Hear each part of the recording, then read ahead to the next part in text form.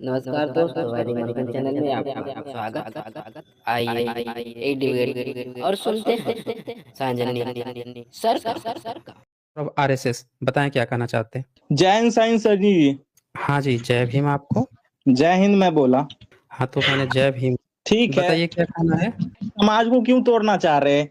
अच्छा, समाज कैसे टूटता है ये बताइए। देखिए, आरएसएस की विचारधारा है समाज को जोड़ने की, तो आप लोग उसमें रोड़ा डाल रहे, क्यों डाल रहे हैं आप लोग? अच्छा, कैसे आप समाज को जोड़ते हैं, आरएसएस समाज को कैसे जोड़ता है, जरा वो क्लियर बताइए।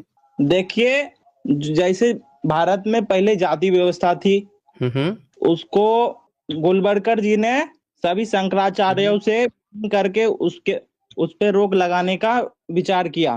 तो मैं भारत में सारी जाति व्यवस्था खत्म कर संगठन एक खड़ा होगा जो हिंदू राष्ट्र के लिए काम करेगी।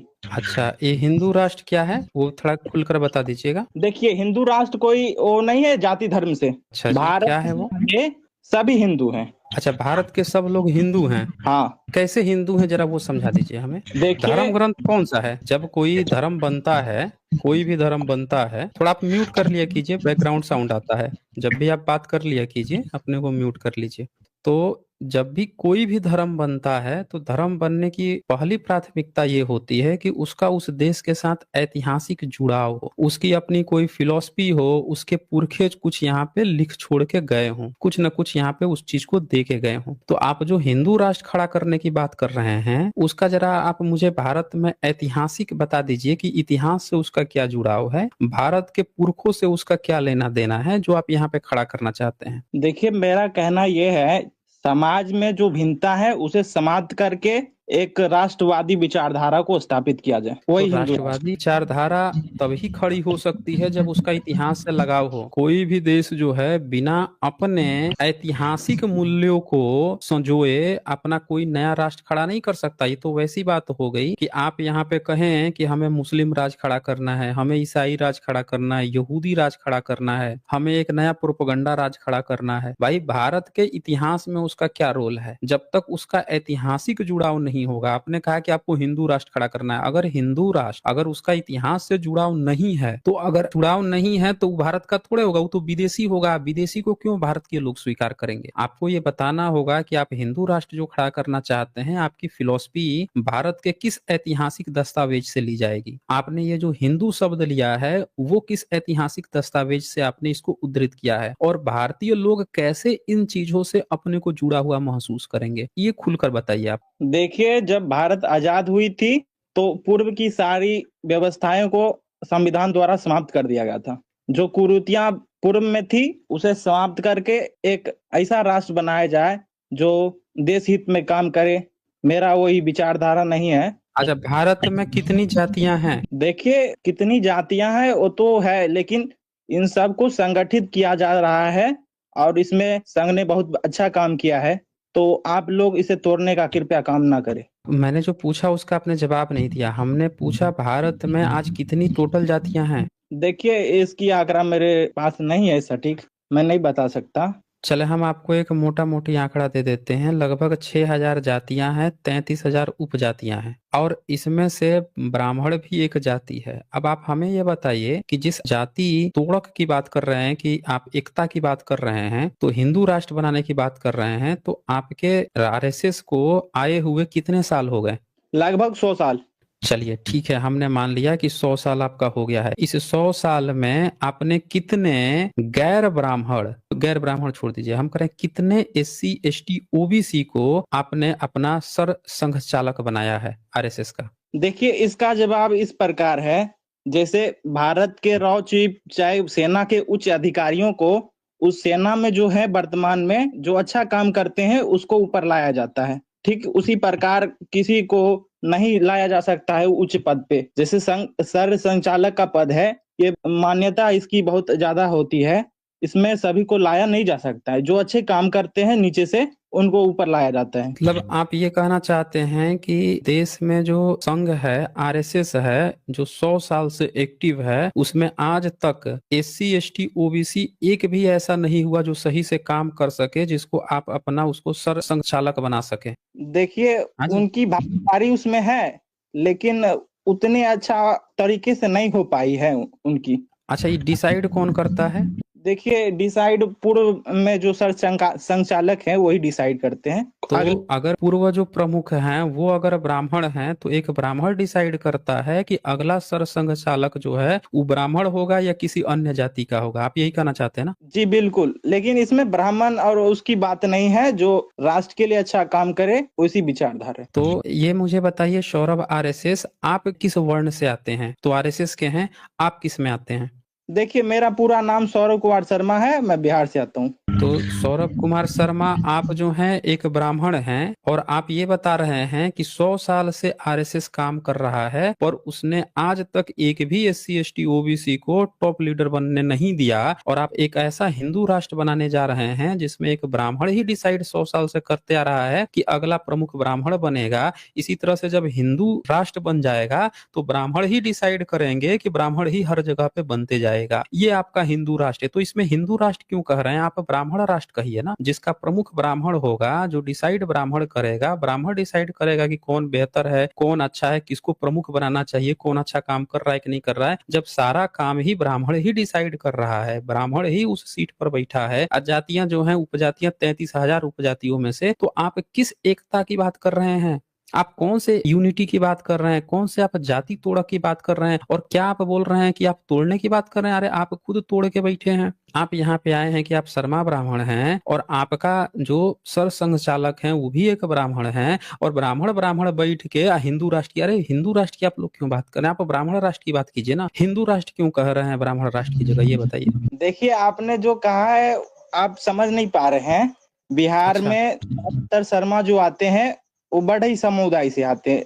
वर्तमान में बिहार में ओबीसी के अलावा ईबीसी होती हैं, उससे मैं आता हूँ। आपने ब्राह्मण गलत कहा है। आरएसएस में तो सभी वर्ग ये जरा पढ़िए तो, ये धर्म ग्रंथ लिखा हुआ है।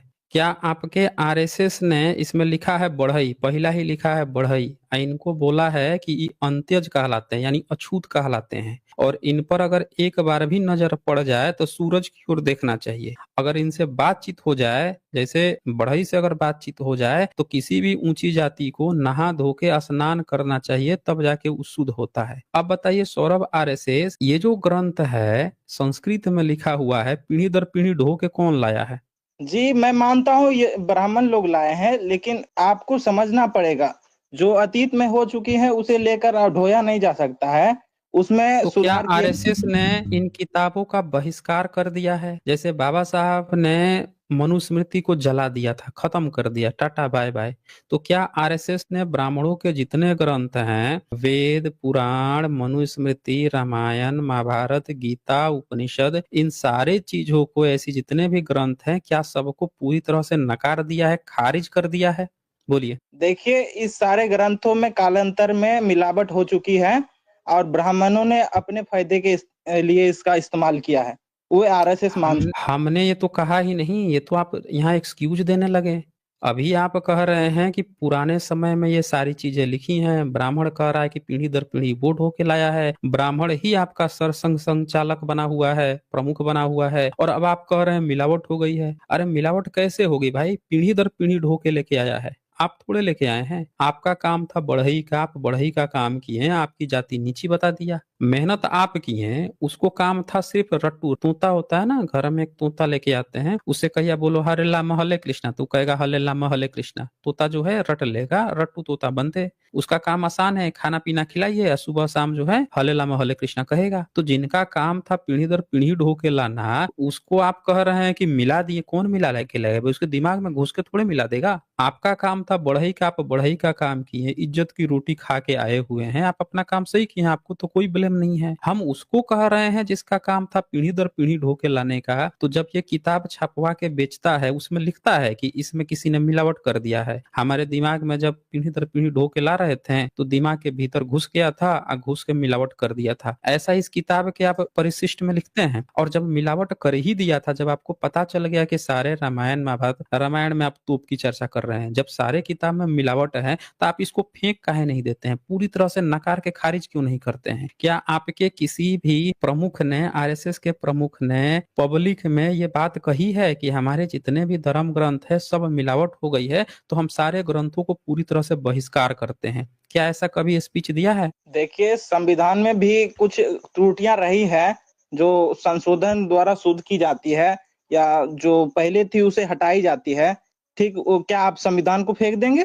संविधान कभी भी ये बात नहीं कहता है कि ये किसी ईश्वर की वाणी है और हमको संविधान पे आस्था रखने की जरूरत है, नहीं कहता है। और जब संविधान संशोधन की बात आती है तो सारे लोगों की सहमति होती है। संविधान जब लिखा भी जा रहा था तो सारे हर समुदाय के प्रतिनिधि थे, सर्वे लिया गया था, सबसे पूछ के हर एक चीज की प्रॉब्लम लिखा गया था। लेकिन ये जो किताबें लिखी हैं सिर्फ एक जाति ने पीढ़ी दर पीढ़ी लेकर आया है, ढो दिया है, दूसरे दूसरे लोगों के ऊपर थोप दिया है। अब यहाँ पे संशोधन की बात आप कह रहे हैं तो फिर आस्था की बात कहाँ आ जाएगी? ये किताबें ही इसीलिए हैं, इन्हीं किताबों के आधार पे आपने रामायण, ये बताइए, राम का कोई सबूत नहीं, कृष्ण का कोई सबूत नहीं, सबूत के नाम पर आपके पास है रामायण महाभारत। अब रामायण महाभारत में अगर किसी ने मिलावट कर दिया तो राम और कृष्ण तो अलौकिक रहे नहीं, चमत्कारिक भी नहीं रहे।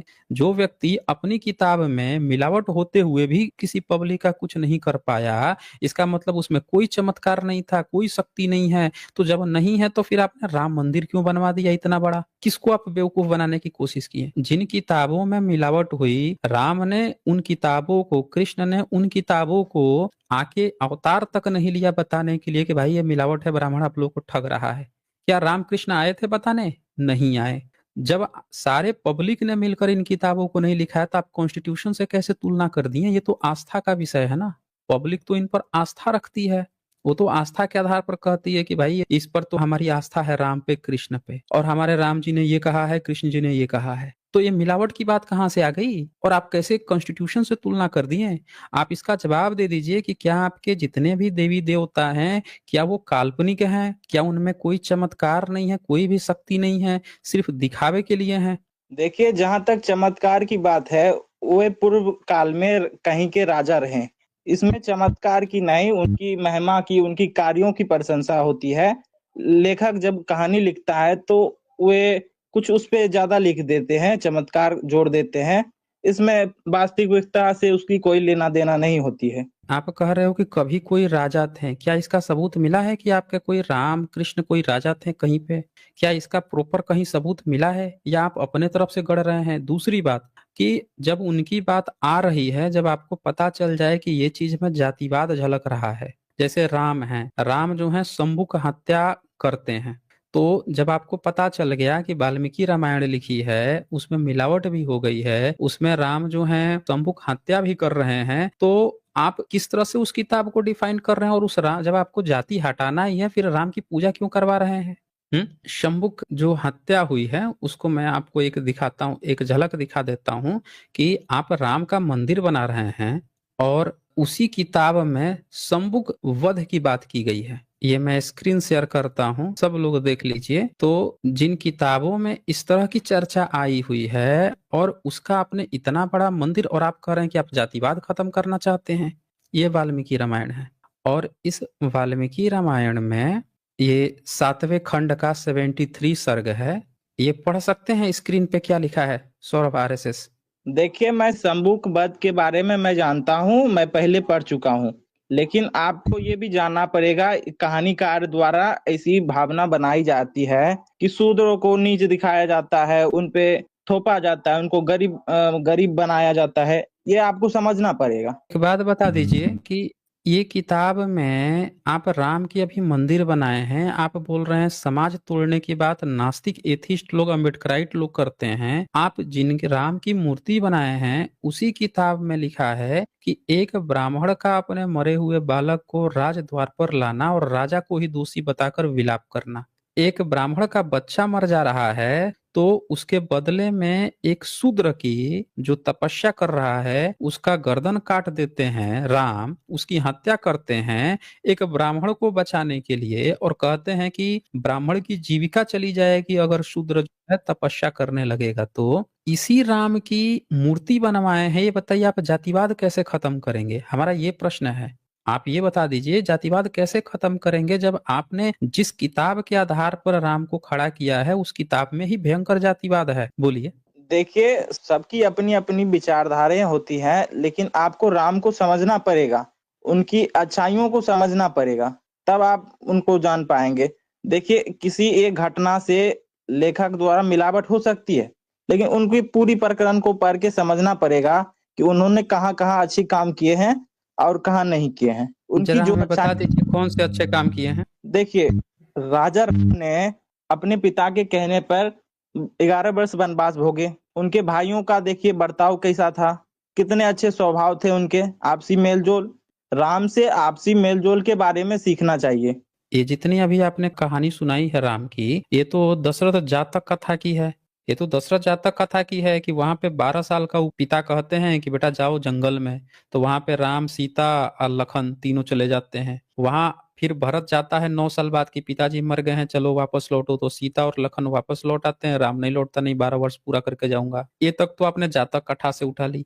आपने जो अपनी वाल्मीकि रामायण में एक्सटेंशन किया है, उस एक्सटेंशन में आपने जातिवाद भरा है। आपने जितनी कहानी अभी सुनाई वो तो बुद्धिज्म की जातक कथा, दशरथ जातक कथा की। आप अपने वाल्मीकि रामायण की बात कीजिए जिसमें आपका ब्राह्मणवाद झलकता है। इसमें आपके राम जो हैं, ये देखें 14 नंबर पढ़ सकते हैं। 14 नंबर में क्या लिखा हुआ है यहाँ पे, ये मैंने ओपन कर रखा है। आपने अपने राम को जातिवादी राम दिखाया है। वो जिस राम की आप बात कर रहे हैं वो दशरथ जातक कथा का बोधिसत्व राम है। आप अपने राम की बात कीजिए ना, जो मनु आदि राम है, जो मनु के वंशज है, जो मनु के नियम पे चलते हैं, उसकी बात कीजिए। आपके मनुस्मृति में लिखा हुआ है ना कि शूद्र को हक नहीं है तपस्या का।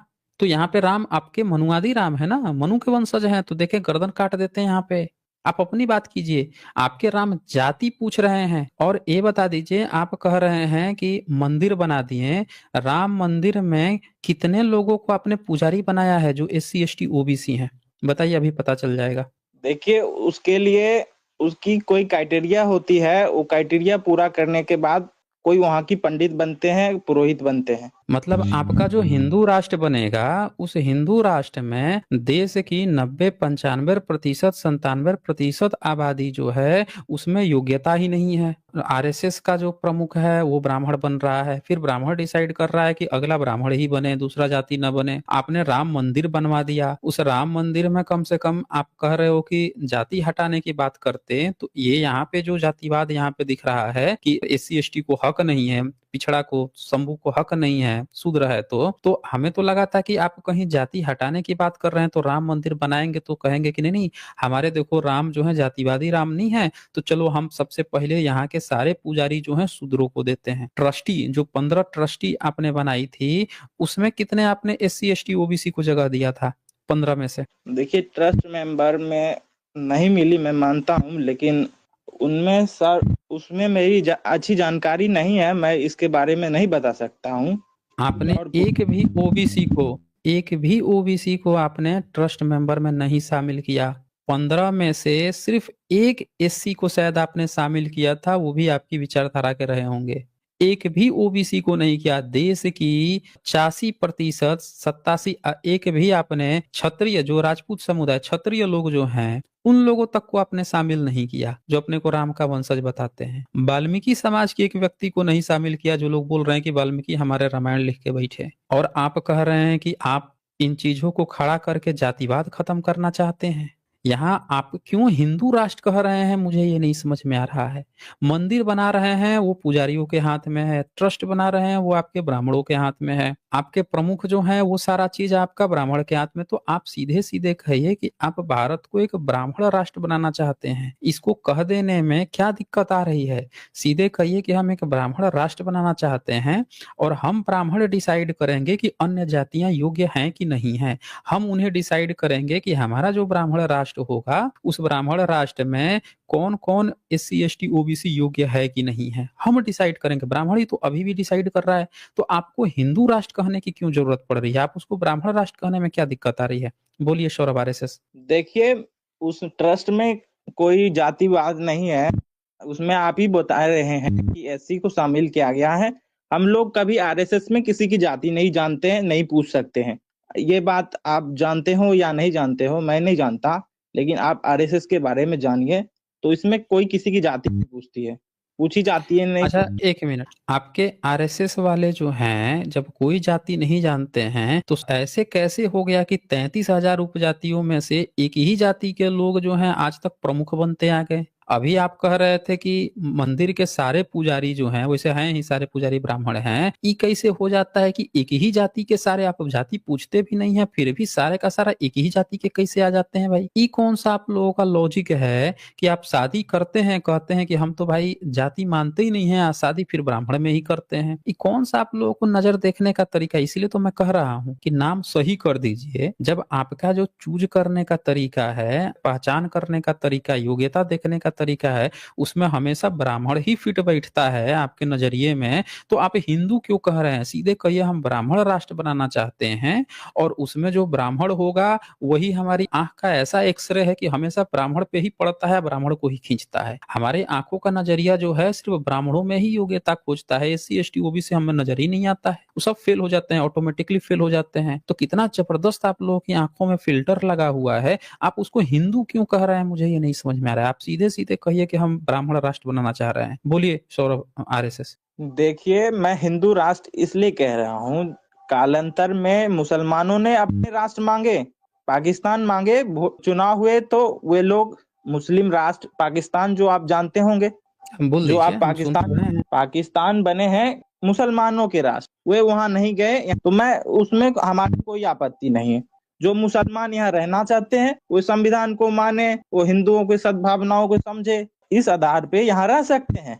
लेकिन अगर हिंदुओं को नुकसान पहुंचाएंगे, देश विरोधी काम करेंगे, तो ये यहाँ संभव नहीं है। ये बताइए कि आप ये बात तो कह लिए कि आपको मुसलमान का ये चीज नहीं पसंद है, वो चीज नहीं पसंद है, भारत और पाकिस्तान कर दिए। आप एक बात बताइए कि आपको हिंदू शब्द से इतना क्यों लगाव है? जिस हिंदू शब्द को आपके ब्राह्मण ही बता चुके हैं कि भाई ये जो शब्द है ये मुसलमानों का ही दिया हुआ नाम है। जब आप पाकिस्तान नाम ले लिए कि देखो मुसलमानों ने अपना एक राष्ट्र बना लिया पाकिस्तान, तो मुसलमानों का ही दिया हुआ नाम हिंदू आप अपना क्यों राष्ट्र बनाना चाहते हैं? ये मैंने सत्यार्थ प्रकाश खोला है 1875 का, और इसमें ये लाइन आप पढ़ सकते हैं, बीच में क्या लिखा हुआ है जी? बोलिए। ये बीच में ये लिखा हुआ है, थोड़ा जूम हो सकता है क्या? कर देता हूं मैं। इस देश में हुए और अन्य देशों में ना हुए, आश्रय नाम श्रेष्ठ हिंदू नाम, जोर से पढ़िए, जोर से। झलक रहा आर्य नाम है श्रेष्ठ का, जो हिंदू नाम। श्रेष्ठ, ये कौन सी ग्रंथ है? ये आपके ब्राह्मण जो मूल शंकर त्रिवेदी हैं उनका लिखा हुआ सत्यार्थ प्रकाश है। 1875 में पहला एडिशन आया था, जिसमें जब हिंदू कहा जा रहा था, भारतीयों को हिंदू कहने की परंपरा चल रही थी, तब उन्होंने बताया कि हिंदू नाम कहाँ से आया है, तब उन्होंने बताया था। तो ये आपके जो हिंदुत्व का जो सावरकर हैं, जब वो हिंदुत्व लाए हैं, उनसे भी पहले हिंदू लाने की बात ब्राह्मण करने लगे थे, तब हिंदू को बताया इन्होंने कि हिंदू शब्द कहाँ से आया है। अब पढ़िए, इसको पढ़ के बता दीजिए क्या लिखा है। अनम्यूट कर लीजिए। तो आप हिंदू राष्ट्र बनाना चाहते हैं और नाम आप मुसलमानों का लेकर आए हैं। कम से कम आपका नाम जो है, मैंने क्या कहा, ये देश वही राष्ट्र बन सकता है जहां के लोग वहां की संस्कृति से जुड़े हों, ऐतिहासिक रूप से जुड़े हों। आपने जिन जिन ग्रंथों का नाम लिया, कहीं पे भी हिंदू नाम नहीं है। और जब भी कहीं पे हिंदू नाम नहीं है और आप जो हिंदू राष्ट्र बनाना चाहते हैं, इस किताब में लिखा है अन्य देश में न होए आर्य नाम है श्रेष्ठ का, और जो हिंदू नाम इनका रखा है सो मुसलमानों ने ईर्ष्या से रखा है। उसका अर्थ है दुष्ट, नीच, कपटी, छली और गुलाम। इससे यह नाम भ्रष्ट है, किंतु आर्यों का नाम हिंदू कभी नहीं रखना चाहिए। अब बताइए, जो मूल शंकर त्रिवेदी जो हैं 1875 में साफ साफ कह रहे हैं कि हिंदू का अर्थ बता रहे हैं वो, कि इसका मतलब होता है दुष्ट, नीच, कपटी, छली आ गुलाम। अब बताइए, कोई व्यक्ति अपना नाम ही इसी तरह से रख के कैसे श्रेष्ठ बन सकता है? और जब आप ऐसा नाम कह देंगे, दुष्ट, नीच, कपटी, छली, गुलाम, यही हम लोगों का नाम है, ऐसा ही हम एक राष्ट्र बनाना चाहते हैं, और उस राष्ट्र में आपका जो एक्सरे मशीन है चूज करने का कि भाई सरसंघ चालक जो है वो ब्राह्मण बनेगा। आप देखिए, 33,000 जातियों में से आपका जो फिल्टर है सिर्फ ब्राह्मण को खींचता है। फिर आप जो है मंदिर का पुजारी कौन बनेगा, तो सिर्फ फिल्टर आपका ऐसा है कि ब्राह्मण ही पकड़ में आता है 33,000 में से। किसको आईएएस बनाना है, किसको पीसीएस बनाना है, किसको कौन सा कार्यभार संभालना है, हर जगह आपका एक्सरे मशीन ब्राह्मण को ही खींचेगा। तो ये सीधे सीधे कहिए कि आप एक ब्राह्मण राष्ट्र बनाना चाहते हैं। इस देश में आपको SC ST OBC से कोई मतलब नहीं है। आप लोग झूठा एक प्रोपेगेंडा खेल रहे हैं कि आप हिंदू राष्ट्र बनाना चाहते हैं, जातियों को खत्म करना चाहते हैं। असल हकीकत यह है कि आप में इतना दम नहीं है कि आप खुल के जो जातिवाद में बांट रखी हैं किताबें, जिस धर्म ने हमको जातियों में बांट रखा है, जो आपकी संस्था में ऑलरेडी जातिवाद है कि आप SC ST OBC को आज तक प्रतिनिधित्व नहीं दिए हैं, तो आप हिंदू राष्ट्र थोड़े बनाएंगे, आप ब्राह्मण राष्ट्र बनाने जा रहे हैं। आप झूठा एक प्रोपेगेंडा कर रहे हैं, आप पब्लिक को भ्रमित कर रहे हैं। समझ ना, आप पूरी तरह से पब्लिक को भ्रमित कर रहे हैं कि आप हिंदू कोई राष्ट्र बनाने जा रहे हैं। आपके ब्राह्मण खुद लिख के बैठा हुआ है कि हिंदू का नाम ये चीज है। तो अब बताइए कि जब भारत का इतिहास मिल चुका है, जमीन के कण-कण से बुद्ध निकल रहे हैं, जमीन के हर कण से बुद्ध निकले हैं, आपके जितने मंदिर खड़े हैं हर मंदिर के नीचे से बुद्ध निकल रहे हैं, मूर्तियां भीतर से नहीं निकल, शिलालेख निकल रहे हैं भीतर से बुद्धिस्ट के। जब सारे सबूत बुद्धिस्ट के हैं तो फिर आप इसको हिंदू राष्ट्र क्यों बनाना चाहते हैं? ताकि ब्राह्मण की सुपरमेसी बरकरार रहे।